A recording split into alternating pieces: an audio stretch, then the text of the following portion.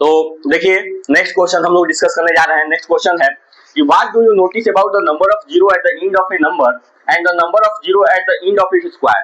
कह रहा है कि क्वेश्चन में बोला है कि व्हाट डू यू नोटिस, आप क्या नोटिस करते हैं, किसके बारे में। कोई नंबर है उसके एंड में जीरो दिया हुआ है, कोई नंबर है उसके एंड में, जैसे 2 है, सॉरी 2 है, 2 के एंड में जीरो दिया हुआ है।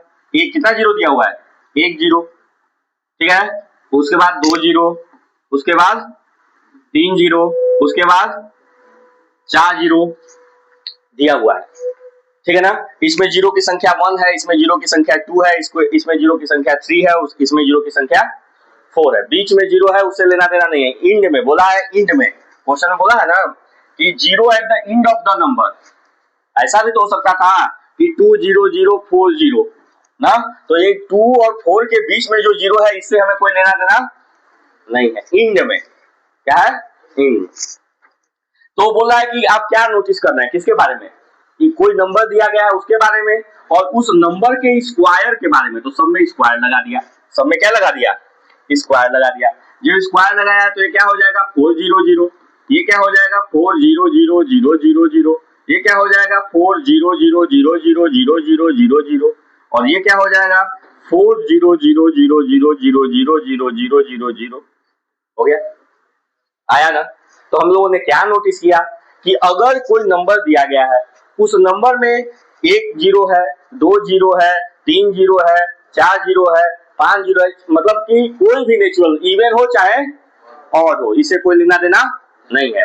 लेकिन जो उसका स्क्वायर होगा उसमें जो जीरो के नंबर्स होंगे, नंबर ऑफ जीरो जो होंगे वो हमेशा क्या होंगे, इवन होंगे, ठीक है ना।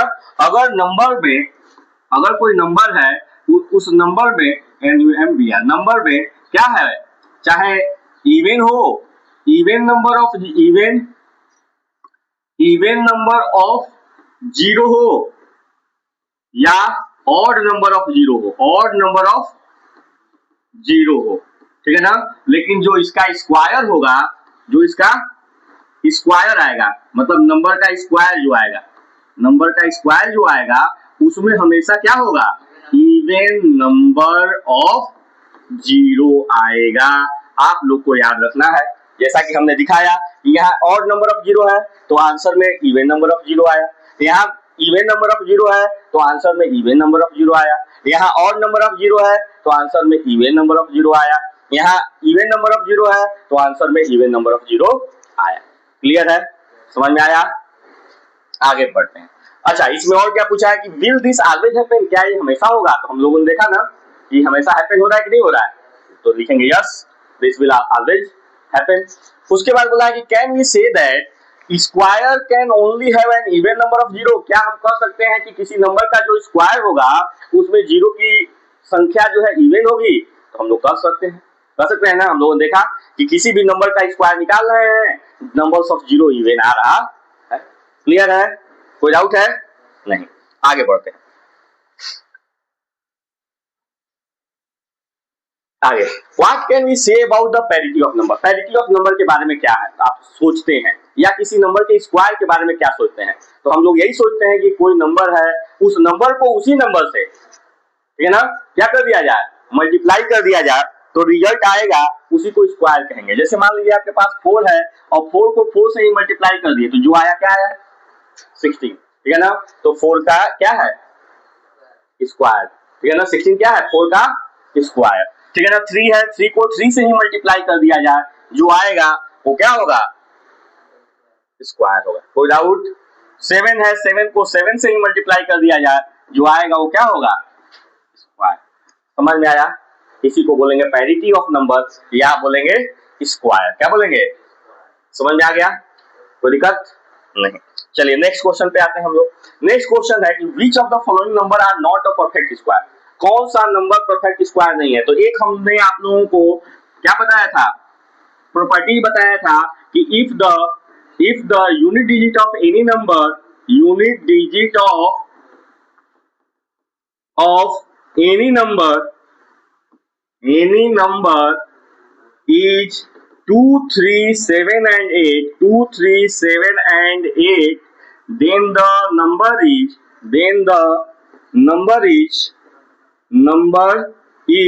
never a perfect square number, never a perfect square number। अगर किसी नंबर के यूनिट प्लेस पे क्या है 2 है, 3 है, 7 है या 8 है तो वो कभी भी परफेक्ट स्क्वायर नंबर नहीं होगा।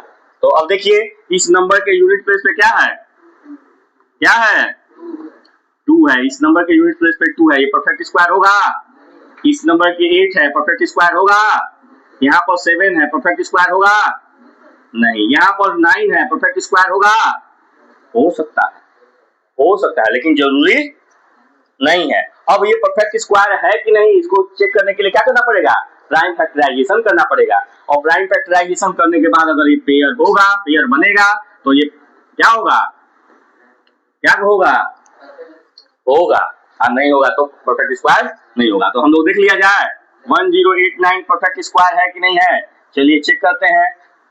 3 से डिवाइड करते हैं, 3 3 या 9, 3 6 या 18, 3 3 या 9, 3 3 या 18, 3 3 या 9, 3 1 या 3, 3 2 या 6, 3 1 या 3, 11 से डिवाइड करेंगे, 11 11 या अगेन 11 से डिवाइड करेंगे, 1 2 का पेयर बन गया कि नहीं बन गया, तो ये परफेक्ट स्क्वायर है। कोई डाउट है, समझ में आया नहीं आया? तो लिखेंगे, यहाँ पर लिखना पड़ेगा कि we know that if the unit place of any number is 2 3 7 and 8 then the number is never a perfect. पहले लिखेंगे वी नो दैट सारे क्वेश्चन में, हर क्वेश्चन को अलग अलग करेंगे। उसके बाद क्या लिखेंगे, कि नाउ नेक्स्ट लाइन में लिखेंगे now unit digit of 2032 unit digit of now, इसके बाद लिखेंगे now unit digit of 2032 is 2, so क्या होगा, ध्यान दें, so 2032 is never a perfect square number, समझ में आया? इस तरह से करना पड़ेगा, ये नहीं कि एक ही बार में लिख दिए। समझ में आया? नहीं समझ में आया? सारे क्वेश्चन को अलग अलग करना पड़ेगा, ठीक है ना? और इसको आप लोग देख लेंगे। कोई डाउट है? समझ में आया नहीं आया? आ गया। चलिए नेक्स्ट क्वेश्चन पे आते हैं। विच अमॉन्ग, अब देखिए है द लास्ट डिजिट 4, बोला है कि आप बताइए कि जैसे 64 का स्क्वायर है, 108 का स्क्वायर है, 292 का स्क्वायर है और 36 का स्क्वायर है, इसमें से कौन सा ऐसा नंबर है, मतलब ये स्क्वायर नंबर का जो रिजल्ट आएगा कौन सा ऐसा नंबर है जिसका वंस प्लेस 4 हो, यूनिट डिजिट क्या हो, लास्ट डिजिट 4 हो, मतलब यूनिट डिजिट 4 हो। तो देखिए ये 4 है, 4 का स्क्वायर करेंगे कितना होगा 16, मतलब ये इसका यूनिट डिजिट क्या होगा, तो ये तो नहीं है ना, 16 4 लाना है। 8 का स्क्वायर क्या होगा बेटा 64, तो इसका यूनिट डिजिट क्या होगा 4, तो ये है कि नहीं है? अब 2 का स्क्वायर कितना होगा 4, तो है कि नहीं है? ये भी है। 6 का स्क्वायर कितना होगा 36, 6 है, क्या लाना था 4 लाना था ना। तो ये दोनों कौन कौन सा नहीं है, ये है, ये नहीं है, ये है। क्लियर हो गया? तो ऐसे सॉल्व करके आप दिखाएंगे। देखिए किया है ना, 4 का स्क्वायर 4 × 4 = 16, लास्ट डिजिट क्या आया 6 आया। 8 का स्क्वायर = 8 × 8 64, लास्ट डिजिट क्या आया 4 आया, ठीक है ना। तो फिर उसके बाद लिखेंगे कि कौन कौन सा नंबर है, number which square and with 4 is, जो है दो नंबर है 108 और 29। क्लियर हुआ? समझ में आया नहीं आया? चलिए नेक्स्ट क्वेश्चन पे हम लोग आते हैं। गिवन दैट, आपके पास दिया हुआ है गिवन कि 125 का स्क्वायर जो होगा 15625 होगा, 125 का स्क्वायर 15625 होगा, ठीक है ना। आपको बताना है कि 26 का स्क्वायर क्या होगा, 126 का स्क्वायर क्या होगा, ठीक है ना। 126 का स्क्वायर क्या होगा, और उसमें भी आपको कैलकुलेशन नहीं करना है ना। तो आज हम लोग एक चीज समझेंगे, हम लोग पहले भी हमने समझाया था आप लोग को कि अगर 1 का स्क्वायर निकालना है तो 1, अगर 2 का स्क्वायर निकालना है तो 1 + 2 ना, 1 + 3 और नंबर का सम, 3 का स्क्वायर निकालना है तो 1 + 3 + 5, 4 का स्क्वायर निकालना है तो 1 + 3 + 5 + 7, 4 का स्क्वायर निकालना है तो सॉरी 5 का स्क्वायर निकालना है तो अब इसको प्लस करेंगे तो कितना आएगा 16 और 16 में नेक्स्ट ऑड नंबर 7 के बाद कौन सा ऑड नंबर आएगा 9 25 6 का स्क्वायर निकालना है तो ये 25 और उसके बाद 9 के बाद नेक्स्ट ऑड नंबर क्या है 11 होगा 36। जरा देखो 7 का स्क्वायर निकालना है तो क्या करेंगे ये जो 6 का स्क्वायर है 36 और उसमें नेक्स्ट ऑड नंबर 11 के बाद कौन सा ऑड नंबर है 13 प्लस करो जरा देखो 6 + 3 9 3 + 1 4 आ रहा है कि नहीं आ रहा है। मतलब अगर हमें 126 का स्क्वायर निकालना हो 126 का स्क्वायर निकालना हो तो हम लोग 125 का स्क्वायर प्लस 126वां ऑड नंबर 126 ऑड नंबर यही ना निकालेंगे 126 ऑड नंबर अगर हम प्लस कर देते हैं तो हमारा आंसर आ जाएगा कि नहीं। बात समझो ध्यान से अगर हमको 7 का स्क्वायर निकालना था तो हम 6 का स्क्वायर किए ये 6 का स्क्वायर है ना बेटा और उसके बाद जो है 7वां ऑड नंबर उसके बाद ये है ना देख लो 1 3 5 7 9 11 13 1 2 3 4 5 6 7 7वां ऑड नंबर ऐड किए तो 49 आ गया कि नहीं आ गया। अब 8 का स्क्वायर निकालना होगा तो 49 मतलब 7 का स्क्वायर प्लस 8वां ऑड नंबर क्या होगा 15 होगा कि नहीं होगा।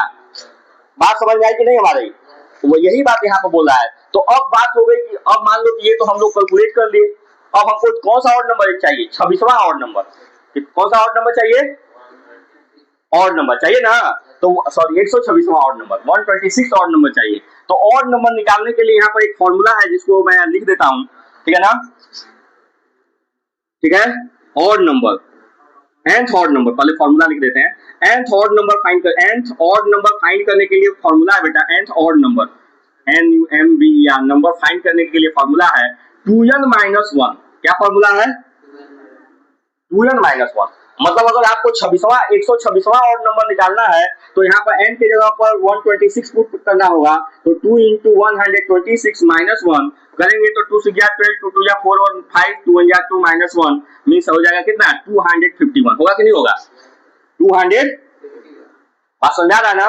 अब देखो तुम लोग जो है 126वां ऑड नंबर निकालते निकालते बूढ़े हो जाओगे तभी निकल नहीं ना पाता 1 घंटा लगता 15 लिखते 17 लिखते 17 19 21 23 27 25 कितना समय लगता ना। और अगर हमको अब इस फॉर्मूले से हम लोगों को एक फॉर्मूला पता चला इस फॉर्मूले से चाहे जो ऑड नंबर निकालना हो बोल देगा कि बताओ कि जो है 120वां ऑड नंबर क्या होगा तो क्या लिखेंगे 2 × 120 - 1 ठीक है ना मतलब 240 - 1 240 - 1 239 239 इज योर आंसर। समझ में आया कि नहीं आया। तो हमको ये समझ में आ गया कि जो हम लोग का 126 ऑड नंबर है वो कितना है 251 है मतलब 125 के स्क्वायर में हम लोग 125 का स्क्वायर क्या था 15625 यही था ना बेटा उसमें क्या प्लस करेंगे 251 तो हमें 126 का स्क्वायर पता चल जाएगा कि नहीं चल जाएगा अब पूछा बोला है कि इसमें से कौन सा आंसर हमारा सही है तो जरा देख लो कौन सा पांचों में से कौन सा आंसर सही है 4th वाला।